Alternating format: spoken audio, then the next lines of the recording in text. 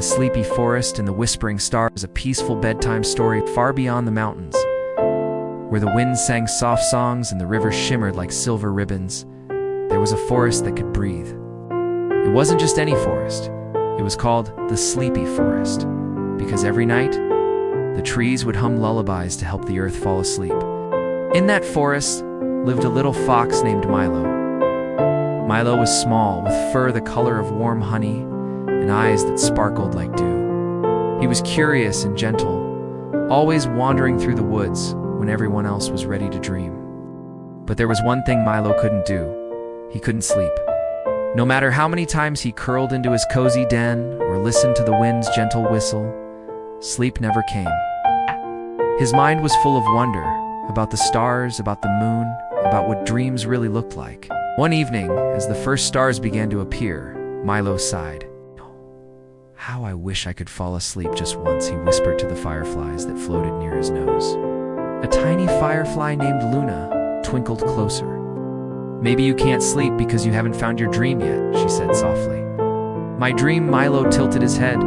"Where do I find one of those?" "Up there," Luna said, pointing her glowing light toward the sky. "Every star carries a dream. You just have to find the one meant for you." And so, the little fox decided to go on a journey to find his dream. The night air was cool and gentle as Milo trotted deeper into the forest. The trees whispered as he passed. "Good night, little one. Good night." But Milo didn't stop. He followed Luna's light through tall ferns and over moonlit streams until they reached the edge of the forest, where the earth met the sky. Before them stretched a wide meadow blanketed in mist, and above it hung 1,000 glittering stars. Milo's eyes widened in wonder. "They look like sleeping candles," he said. "They're awake." Luna smiled. "Listen closely." And when Milo tilted his ears, he heard its soft, distant voices like music made of wind. The stars were singing. Each star had its own lullaby. Some sang of lost wishes, others of gentle dreams. But one, a small golden star near the horizon, seemed to hum just for him. "That one," Luna whispered. "I think it's calling you." Milo sat down, watching the golden star flicker. "Hello?" he said shyly. The star's voice was like a whisper in his heart. "Hello, little fox. I've been waiting for you. Waiting for me?" "Yes," said the star. "Every creature has a dream hidden inside them, but only the ones who dare to listen can find it. You have wandered the nights without rest, but tonight you will learn to dream." "How?" asked Milo, his voice trembling with hope. "Close your eyes," said the star, "and breathe with the forest." Milo hesitated but obeyed. He closed his eyes. Around him, the forest exhaled softly. Leaves rustled, crickets sang, and the wind brushed his fur. "Now," said the star, "imagine the things that make you feel warm, the sound of your mother's voice, the glow of dawn, the way the rain smells on soft soil." Milo did. He imagined every kind thing he'd ever known, the laughter of the river, the hoot of old owl, the sparkle of Luna's wings. "Do you feel that?" the star asked. Milo nodded slowly. "It feels peaceful. That's where dreams begin," said the star gently. "Dreams aren't places you go, they're places you remember." A soft glow surrounded Milo. He felt lighter, as though his thoughts were floating away like tiny feathers. The golden star pulsed once, then dimmed its light, sinking into his heart. Luna smiled. "You found your dream, Milo?" "But—" Milo yawned, eyes growing heavy. "What happens now?" "Now," Luna whispered, landing on his nose. "You rest."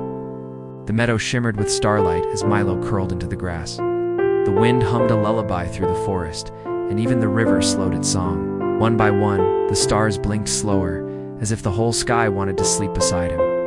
And as Milo drifted off, he dreamed not of grand adventures or endless skies, but of quiet places where hearts and stars whispered the same song.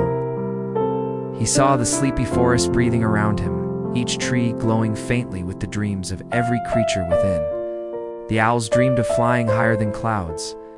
The deer dreamed of endless meadows. Even the old stones dreamed of remembering. For the first time, Milo understood. Dreams weren't about escaping the world. They were about loving it so much you carried its beauty into your rest. When morning came, golden light filled the forest. Birds sang, and the dew sparkled like tiny jewels. Milo opened his eyes slowly, stretching under the warm sun. Luna hovered beside him, her wings glimmering. "How do you feel?" she asked. Milo smiled. "Like I finally understand what peace feels like." The trees rustled in approval. The river laughed softly. Even the sky seemed brighter. From that day on, the little fox never worried about sleep again. Each night, he found his golden dream waiting quietly within him, reminding him that even the smallest hearts hold galaxies of wonder. And sometimes, when the night was especially still, the golden star would whisper from above, "Remember, little dreamer, even in your quietest moments, you're part of the song of the stars." The sleepy forest would listen, sighing contentedly, and the world would rest a little deeper, a little softer, knowing that somewhere out there, a little fox had found his dream. And so, beneath the endless sky, peace drifted through the land over rivers, for trees, and into the hearts of every living thing. Because once a single creature learns to dream, the whole world remembers how to rest. Tilda, the end, Tilda.